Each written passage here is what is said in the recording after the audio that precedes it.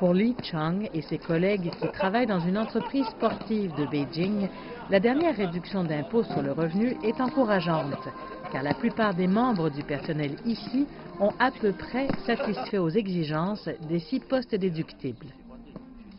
Comme la plupart des startups, les jeunes occupent ici la majorité des postes et nous préférons dépenser davantage pour les loisirs.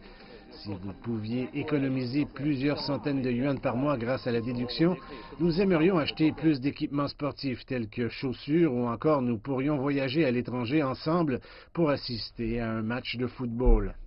La liste des déductions inclut les dépenses pour l'éducation des enfants, la formation continue, les soins de santé en cas de maladie grave, les prêts au logement, le loyer et l'aide aux personnes âgées. Prenons l'exemple de l'éducation des enfants. Environ 12 000 yuan, soit plus de 1 700 $, peuvent être déduits chaque année du revenu imposable des parents. Outre le formulaire papier traditionnel, les autorités fiscales chinoises ont conçu une application mobile afin de simplifier le processus de demande et où l'intelligence artificielle est également impliquée.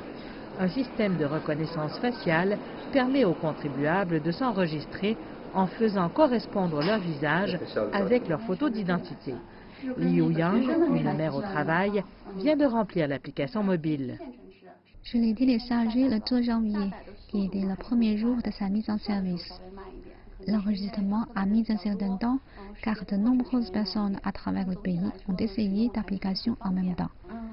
Mais en suivant la vidéo d'instruction sur l'application, il est très pratique de fournir les renseignements. Mais face à la masse d'informations communiquées par des millions de contribuables, comment les autorités peuvent-elles vérifier leur authenticité? Plus de 10 organismes gouvernementaux procéderont à une couvre-vérification conjointe des informations. Les différents départements ont des responsabilités différentes dans le système. Par exemple, le ministère de la Sécurité publique sera chargé de vérifier les données démographiques. Pendant ce temps, les informations des contribuables seront conservées pendant 5 ans.